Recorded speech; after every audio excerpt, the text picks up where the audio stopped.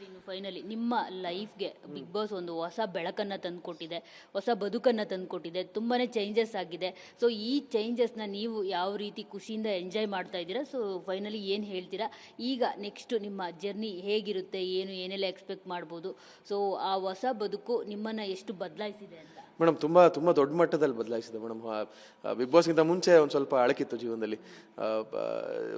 ಮಾತಾಡೋದ್ರಲ್ಲಾಗಲಿ ಅಥವಾ ಸ್ಟ್ಯಾಂಡ್ ತೊಗೊಳೋದ್ರಲ್ಲಾಗಲಿ ಅಥವಾ ನನಗೆ ಅನಿಸಿದ್ದನ್ನು ಹೇಳೋದ್ರಲ್ಲಾಗಲಿ ಅದ್ರ ಬಗ್ಗೆ ಒಂದು ಸ್ವಲ್ಪ ಅಳಕಿತ್ತು. ಬಟ್ ಈಗ ಅದರ ಅವಶ್ಯಕತೆ ಇಲ್ಲ ಅಂತ ಅನಿಸ್ತಾ ಇದೆ. ಯಾಕಂದರೆ ತುಂಬ ದೊಡ್ಡ ವೇದಿಕೆಯಲ್ಲಿ ಅಷ್ಟೆಲ್ಲ ಅನುಭವಿಸ್ಕೊಂಡು ಹೊರಗಡೆ ಬಂದಮೇಲೆ ಇಲ್ಲಿ ಹೊರಗಡೆ ಆಗುವಂಥ ಚಿಕ್ಕ ಪುಟ್ಟ ಸಮಸ್ಯೆಗಳು ತುಂಬ ಚಿಕ್ಕದು ಅನ್ಸಕ್ಕೆ ಶುರುವಾಗುತ್ತೆ.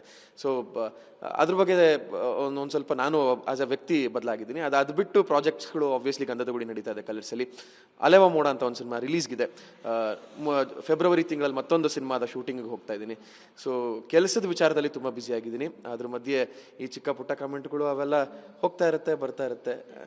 ನನಗೆ ಆ್ಯಕ್ಚುಲಿ ಚಾನಲಿಂದ ಒಬ್ಬರು ದೊಡ್ಡ ವ್ಯಕ್ತಿ ಒಂದು ಮಾತು ಹೇಳಿದರು, ಸರ್ ಈ ಥರ ಹಿಂಗಾಗುತ್ತೆ, ನೆಗೆಟಿವ್ಸು ಕಮೆಂಟ್ಗಳೆಲ್ಲ ಬರುತ್ತೆ. ಶಿಶಿರ್, ಬಿಗ್ ಬಾಸಿಂದ ಹೋಗಿ ಬಂದಮೇಲೆ ನೀವು ಕಲಿಬೇಕಾಗಿರೋದು ಅದೊಂದೇ, ಏನು ಹೇಳಿ, ಇಗ್ನೋರ್ ಮಾಡೋದು ಬಿಡಾಕಿ ಅಂತ ಹೇಳಿದರು. ಸೊ ಅದಕ್ಕೆ ಕೆರಿಯರ್ ಮೇಲೆ ತುಂಬ ಕಾನ್ಸಂಟ್ರೇಟ್ ಮಾಡ್ತಾ ಇದ್ದೀನಿ. ಬ್ಯುಸಿ ಆಗಿದ್ದೀನಿ, touch wood, thank God. And personal ಲೈಫಲ್ಲೂ ಕೂಡ ತುಂಬ ಚೆನ್ನಾಗಿದ್ದೀನಿ. ಅಪ್ಪ ಅಮ್ಮ ಖುಷಿಯಾಗಿದ್ದಾರೆ, ಫ್ರೆಂಡ್ಸ್ ಚೆನ್ನಾಗಿದ್ದಾರೆ.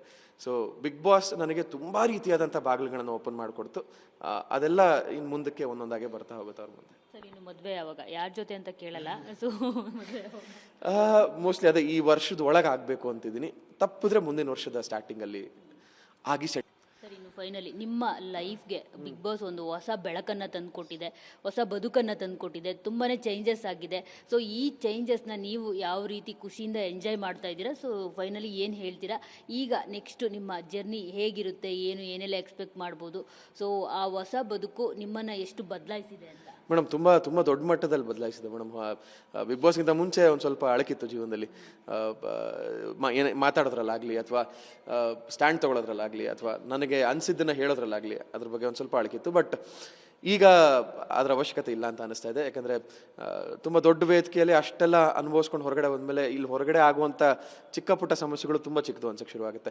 ಸೊ ಅದ್ರ ಬಗ್ಗೆ ಒಂದು ಸ್ವಲ್ಪ ನಾನು ಆಸ್ ಅ ವ್ಯಕ್ತಿ ಬದಲಾಗಿದ್ದೀನಿ. ಅದು ಬಿಟ್ಟು ಪ್ರಾಜೆಕ್ಟ್ಸ್ಗಳು ಆಬ್ವಿಯಸ್ಲಿ ಗಂಧದ ಗುಡಿ ನಡೀತಾ ಇದೆ ಕಲರ್ಸಲ್ಲಿ. ಅಲೆವ ಮೋಡ ಅಂತ ಒಂದು ಸಿನಿಮಾ ರಿಲೀಸ್ಗಿದೆ. ಫೆಬ್ರವರಿ ತಿಂಗಳಲ್ಲಿ ಮತ್ತೊಂದು ಸಿನಿಮಾದ ಶೂಟಿಂಗಿಗೆ ಹೋಗ್ತಾ ಇದ್ದೀನಿ.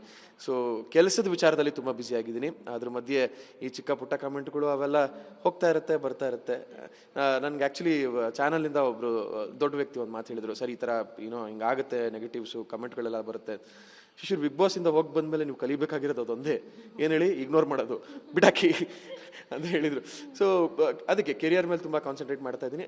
ಬ್ಯುಸಿ ಆಗಿದ್ದೀನಿ, touch wood, thank God. And personal ಲೈಫಲ್ಲೂ ಕೂಡ ತುಂಬ ಚೆನ್ನಾಗಿದ್ದೀನಿ. ಅಪ್ಪ ಅಮ್ಮ ಖುಷಿಯಾಗಿದ್ದಾರೆ, ಫ್ರೆಂಡ್ಸ್ ಚೆನ್ನಾಗಿದ್ದಾರೆ.